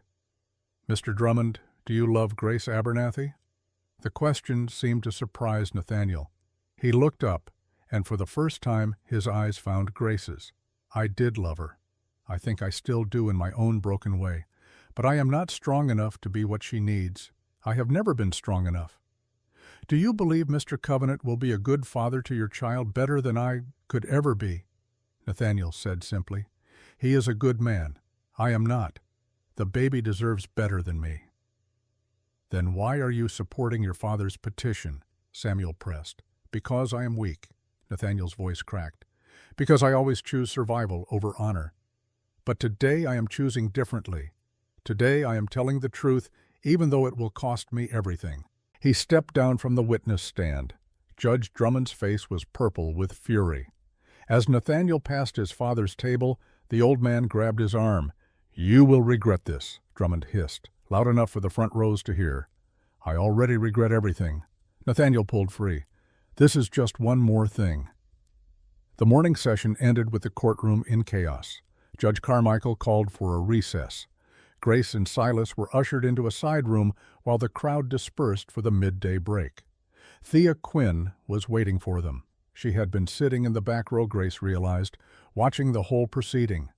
The midwife looked worse than the last time Grace had seen her. The consumption was advancing rapidly. She moved slowly, and her breathing was labored. That was well done, Thea said. Nathaniel found his courage at the end. Will it be enough? Grace asked. That depends on what happens this afternoon. Thea sat down heavily. Grace, I need to examine you. You are showing signs of stress that worry me. I am fine. Grace said, though she knew it was not entirely true. The baby had been moving frantically all morning. Her back ached with a deep, persistent pain. But they were in the middle of a trial. There was no time for medical concerns. You are not fine, Thea said flatly, but we will get through this. Just remember to breathe. Do not let them see you break. The afternoon session began with a surprise. The bailiff announced that Reverend Joel Abernathy wished to address the court. Grace looked toward the back of the room and saw her father standing. He looked older than she remembered, diminished somehow, as if the weight of what he had done was finally breaking through his armor of righteousness. Your Honor, Joel's voice carried the practiced projection of decades in the pulpit. I was not called as a witness, but I have something I must say.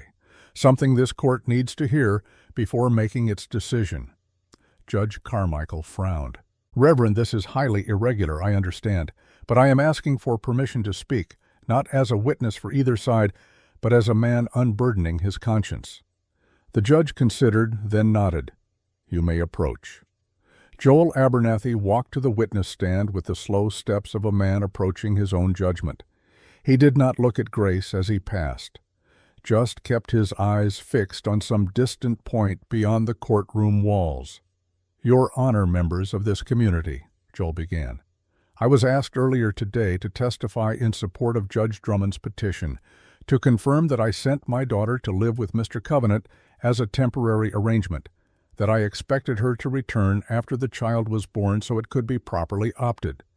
I agreed initially to provide this testimony. Grace felt ice spreading through her chest.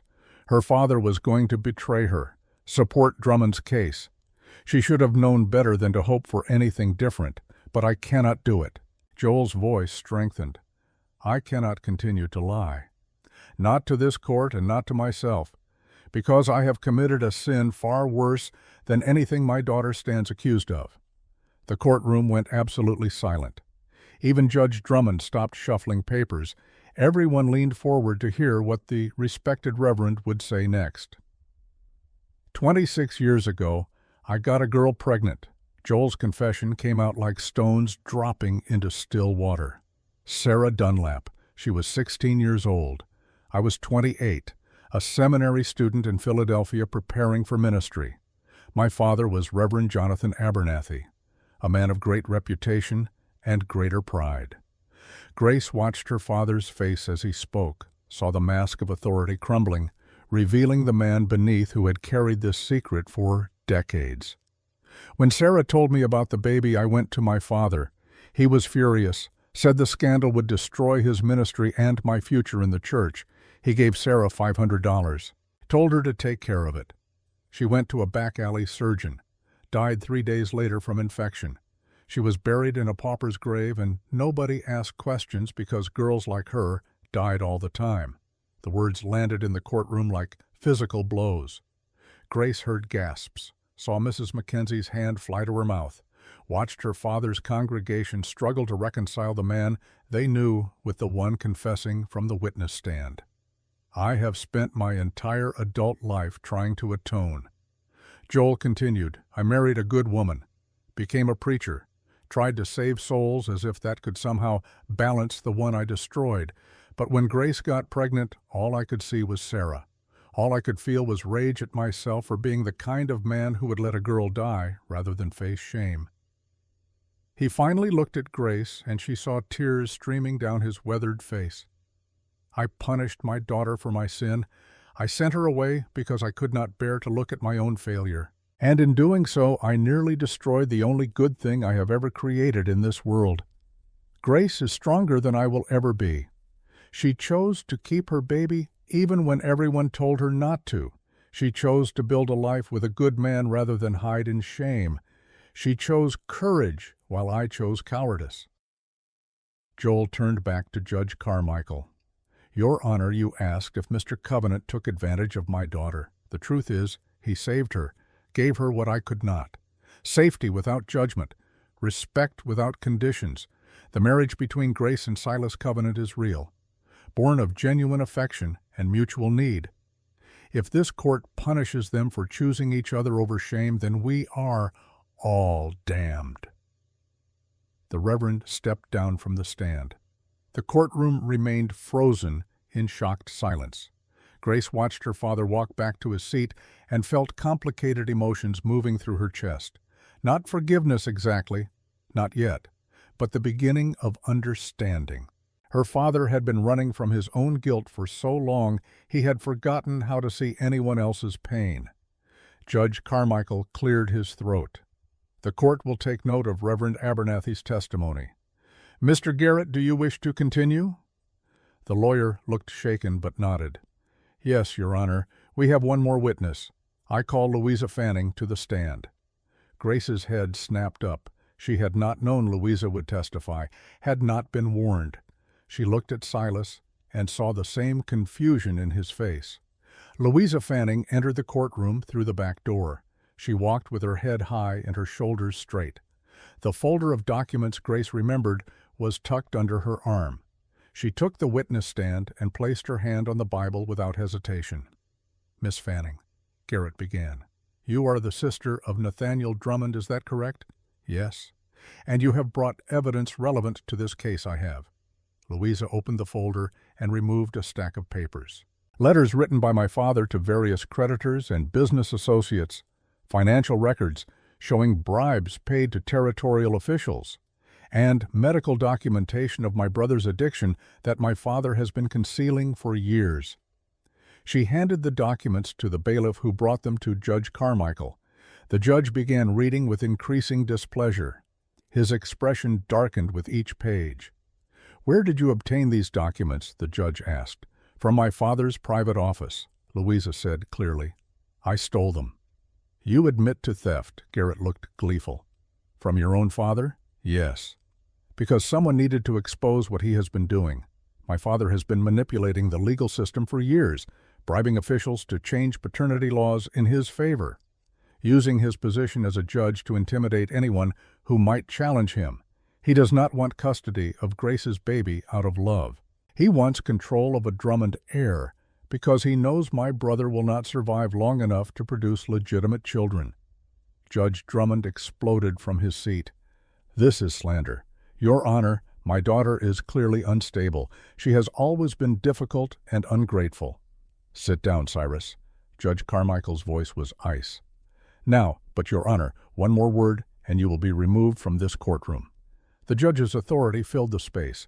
"I am examining these documents, and they appear authentic." "Miss Fanning, why are you testifying against your father?" "Because I want my freedom," Louisa said with brutal honesty. "My father has controlled every aspect of my life for 28 years. He will not let me marry, will not let me leave Montana, will not let me have any existence except the one he permits. If he loses this case and his reputation is destroyed, he will have no power over me. I can finally leave." "So you are not helping Mrs. Covenant out of altruism?" Judge Carmichael observed. "No, I am helping myself." Louisa met his gaze steadily. "But the result is the same. Grace Covenant deserves to keep her baby. My father deserves to lose his stranglehold on this community." Judge Drummond stood again, despite the warning. "Your Honor, I invoke Territorial Law Section 34. If a woman commits theft against her legal guardian, she can be remanded to guardian custody. Louisa is unmarried and living in my house. She stole documents from my private office. I demand she be arrested immediately." The courtroom erupted into noise again. Samuel Keach jumped to his feet. "Your Honor, that law is designed to protect vulnerable women, not punish those who expose corruption." "The law is the law," Judge Carmichael said grimly. "Sheriff, you will take Miss Fanning into custody." The sheriff moved toward the witness stand with obvious reluctance. Louisa stood to meet him with her head still high. Before he could place the handcuffs, she turned to look at Grace. "It was worth it," Louisa said. "Do not let him win." The sheriff led her away in chains. Grace watched the woman who had sacrificed her freedom disappear through the courtroom door and felt the weight of that sacrifice settle on her shoulders. Louisa had given up everything. Now Grace had to make it mean something. Judge Drummond looked triumphant despite the evidence now in Judge Carmichael's possession. He had managed to discredit his daughter's testimony by having her arrested, made her look like a vengeful child rather than a credible witness. The documents might still damage him, but without Louisa to authenticate them, their value was questionable. Grace felt despair rising. They were losing. Despite Nathaniel's confession and her father's testimony and Louisa's sacrifice, Judge Drummond's power was too great. The law was designed to protect men like him and punish women like her. Then the pain hit. It started low in Grace's back and wrapped around her belly like a vice. She gasped and doubled forward. Silas was on his feet immediately, his hand on her shoulder. "Grace, what is wrong?" "The baby." Grace managed through gritted teeth. "Something is wrong with the baby." Dr. Vale pushed through the crowd. He reached Grace and began a quick examination, despite the setting. His face went pale. "She is in labor. This is too early, 6 months. We might lose them both," the doctor announced. "Contractions are already close together. This baby is coming whether we want it to or not." Judge Carmichael stood. "We will recess immediately. Get Mrs. Covenant to proper medical care." "No." Grace forced the word out despite another contraction. "Finish the trial. I need to know before my baby is born whether I get to keep it." "Mrs. Covenant, you are in no condition," the judge began. "Then make your decision quickly." Grace gripped the table edge until her knuckles went white. "Because this baby will not wait for legal proceedings."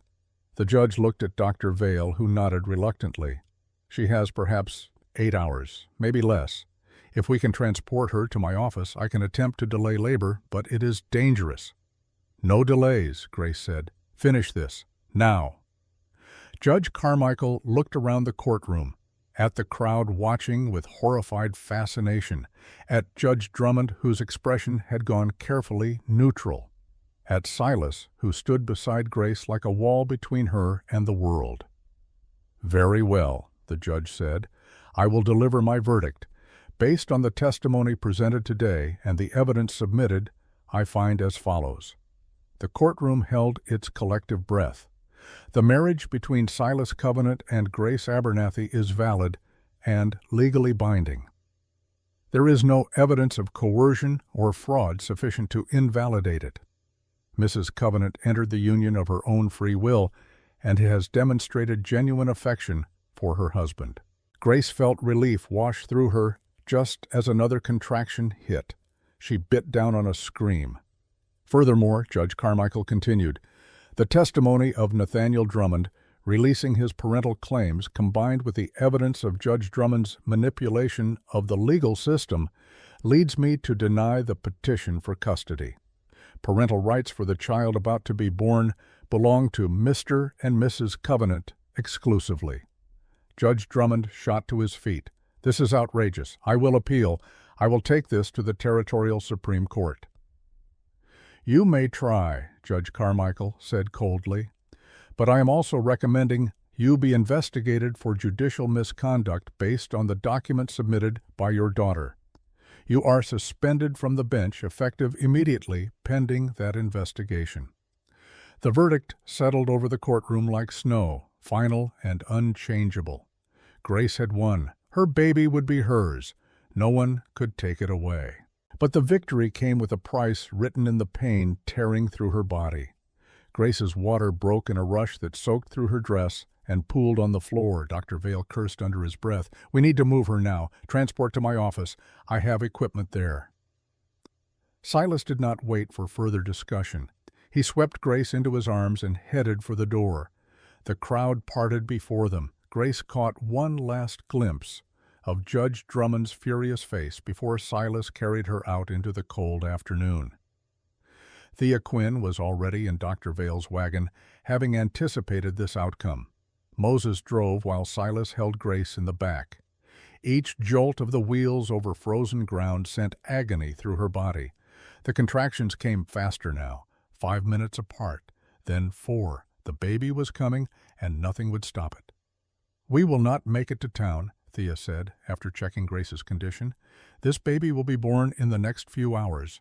We need to go to the ranch, Doctor." Vale started to protest, then saw Thea's face and nodded. The ranch, then. Moses changed direction. The 18-mile journey should have taken 2 hours. Instead, it took 6. Halfway home, the blizzard hit, wind screaming down from the mountains like something alive and furious. Moses could barely see the horses ahead of him. The wagon lurched through drifts that reached the axles. Grace's contractions were 4 minutes apart when fate dealt its cruelest blow. The rear wheel struck a hidden rock buried beneath the snow. Wood splintered. The wagon listed violently to one side. "The wheel is broken." Moses signed frantically to Silas. "Cannot continue." They were still 8 miles from the ranch. 8 miles through a blizzard with a woman in active labor. Dr. Vale and Moses worked to repair the wheel, but the damage was severe. It would take hours they did not have. Silas made the decision without hesitation. "I will carry Grace," he said. "Moses, you and Doctor. Vale, stay with Thea and fix the wheel. Follow as soon as you can.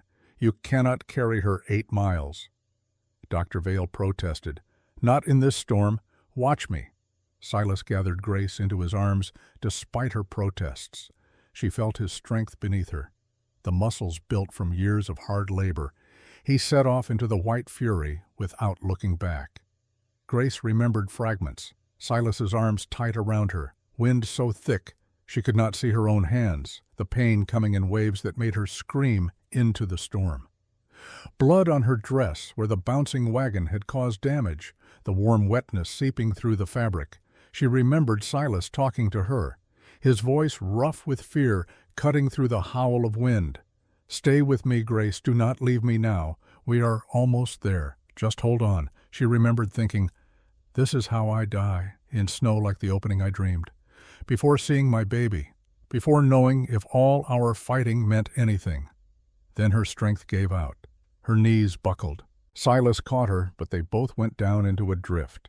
Grace collapsed at the fence line. She could barely see through the white. The same fence where her nightmare had begun months ago in her mind. Except this was real. Silas hauled her up again, carried her the final yards to the house. His lips were blue. Ice crusted his beard, but his arms never loosened, never let her go. He kicked open the door and brought her inside, laid her on the kitchen table because there was no time to get upstairs, started a fire with shaking hands, found blankets, did everything he could think of while Grace's screams filled the house. Then Moses appeared like a ghost, the wheel repaired faster than possible through sheer determination. Dr. Vale and Thea stumbled in moments later, and the real labor began. The hours blurred together. Grace lost track of time. There was only Thea's voice guiding her through it. Push now, breathe, rest. Again. Dr. Vale discovered the complication near midnight. "The baby is breech," he said to Thea. "It needs to be turned or we risk losing both of them." "Then turn it," Thea said. "I have done it before. You are too weak. The consumption has you coughing blood. You cannot. Watch me." Thea moved to the table with determination that defied her failing body.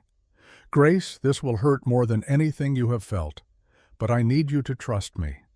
Grace nodded through tears. "Do what you have to do." What followed was agony beyond description. Thea's hands working inside her body, turning the baby manually while Grace screamed. Silas held her hand and let her break his fingers with her grip. Dr. Vale stood ready with instruments in case everything went wrong. Then suddenly the baby shifted, moved into position. Thea pulled back with blood on her hands and triumph in her eyes. "Now you can push," the midwife said. "Give me everything you have left." Grace bore down with strength she did not know she possessed. Once, twice, 3 times.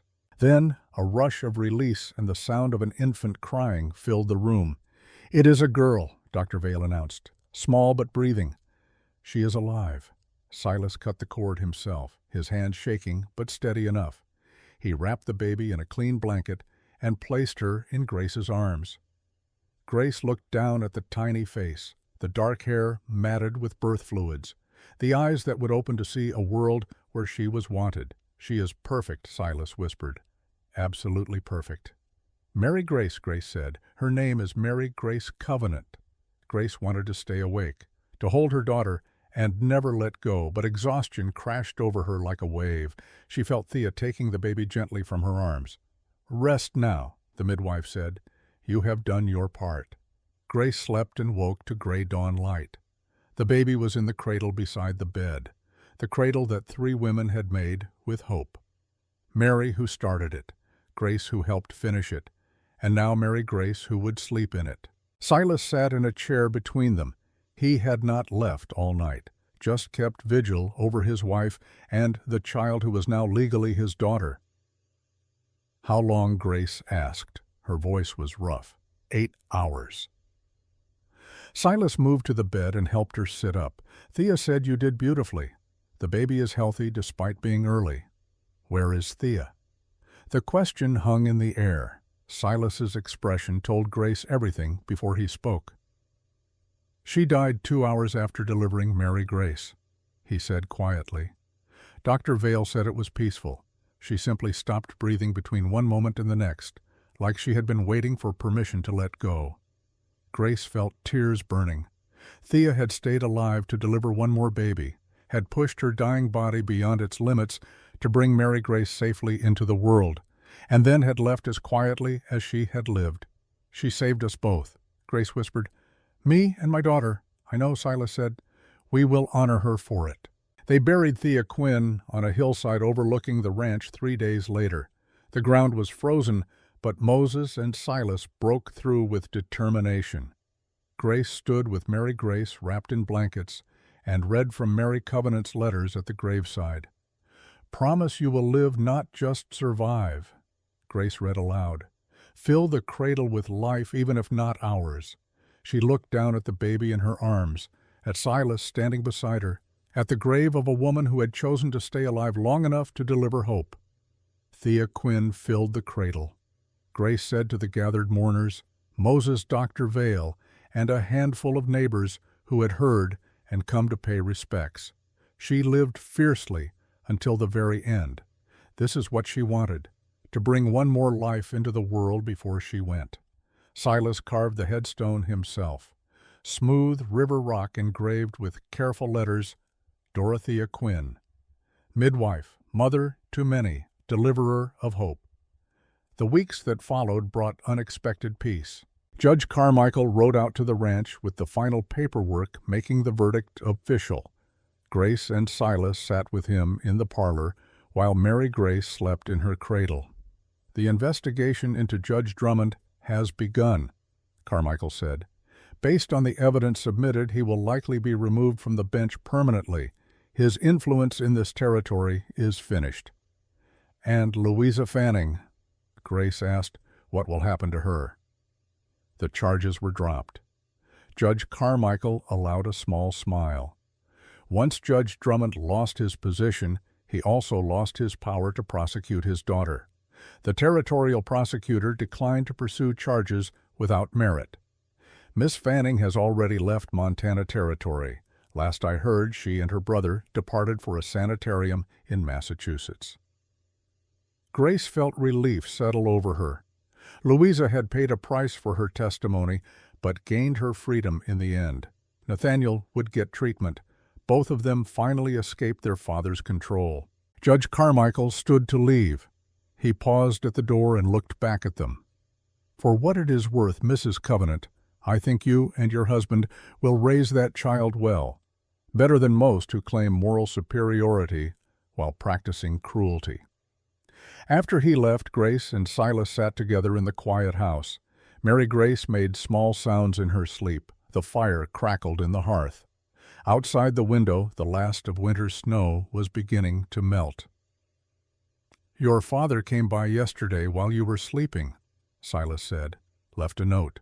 Grace took the folded paper he handed her. Her father's handwriting was shaky but readable. He wrote that he was leaving Cold Mercy, going back east to try to make peace with his past. He asked for forgiveness, but said he did not expect it. Only hoped that someday Grace might understand that he had been running from himself all these years rather than judging her. The letter ended with a single line. "You deserved better from me. I am sorry I could not be the father you needed." Grace folded the letter and set it aside. She felt complicated emotions about her father's departure, not forgiveness exactly, but the recognition that some wounds took time to heal. That understanding could come even without complete reconciliation. "What will you do with it?" Silas asked. "Keep it," Grace said. "Maybe someday I will write back. Maybe not, but I will keep it." 6 months passed. The ranch transformed as spring gave way to summer. The wild flower garden Grace had planted the previous year exploded into color.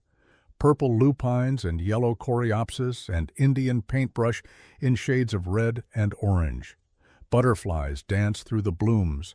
Hummingbirds fought territorial battles over the best flowers. Mary Grace grew from a fragile newborn into a healthy baby who watched the world with serious brown eyes. She had Nathaniel's coloring, but Grace's stubborn chin. And when Silas held her, she gripped his finger with surprising strength, as if claiming him as thoroughly as he had claimed her. Moses built an addition to the barn, and Silas hired 2 more ranch hands. The isolation that had defined the property for years gave way to something that felt more like community. Men working together, sharing meals, building something larger than any of them could create alone. One evening in late August, Grace sat on the porch, watching the sun set behind the mountains. Mary Grace was in her arms, nearly asleep after an afternoon of determined crawling. Silas emerged from the barn and crossed the yard to join them. He sat beside Grace, and she leaned against his shoulder. His arm came around her automatically. They fit together now in ways that felt natural rather than negotiated. The marriage that had begun as legal protection had grown into partnership, into love that expressed itself through daily choices rather than grand gestures. "I was thinking," Grace said, "about writing to Louisa, thanking her for what she did." "That would be kind," Silas said. "She sacrificed a great deal. We all did." Grace looked down at Mary Grace. "But we got something worth the cost." They sat in comfortable silence as darkness gathered. Stars began appearing one by one in the deepening blue above. The mountains stood eternal against the sky, and in that moment Grace felt complete peace. Not the absence of struggle, but the presence of something strong enough to withstand it. The door to the house opened and Moses appeared. He held up a lantern and gestured toward the kitchen. "Dinner ready. We should go in," Silas said, "before it gets cold." But neither of them moved. Grace shifted Mary Grace to rest against her other shoulder. Silas's hand found hers, and their fingers intertwined. The weight of the gold ring on her finger felt right, like it had always been there, like it always would be. "I love you," Grace said. "Not the first time anymore, but still precious. I stay because I love you, you and the life we are building." Silas turned to look at her, and Grace saw her own feelings reflected in his face. The wonder of finding connection after believing it was lost forever. The gratitude for second chances. The fierce determination to protect what they had built together. "I love you too," he said. "You and Mary Grace. You are my family now. Everything that matters." They stood together and walked toward the house, toward warmth and light and the simple rituals of evening. But before they went inside, Silas paused to look back at the valley spread below them, at the land he had worked alone for so many years. "This place was hollow before you came," he said. "Now it feels full, complete, like it is finally what it was always meant to be." "What is that?" Grace asked. "Home," Silas said simply. "It is home." They entered the house together, a family choosing each other every day, building a life from a courage and kindness and the stubborn refusal to let shame write the ending of their story. Outside, the wildflowers swayed in the evening breeze. Inside, three lives intertwined in the careful dance of love that grows slowly. Roots deep enough to weather any storm. Grace Covenant set her daughter in the cradle that three women had made with love and hope. The wood was smooth beneath her fingers. Mary's designs completed by her own hands and Silas's. A legacy of lost children transformed into shelter for one who would know only safety. She straightened and found Silas watching her. No words needed, just understanding, just presence, just the knowledge that whatever tomorrow brought, they would face it together. The candles were lit. The table was set. Moses waited with patient kindness. And for the first time since leaving her father's house, Grace sat down to dinner without fear weighing on her shoulders. She had fought for this moment, this peace, this family. And it was enough, more than enough. It was everything.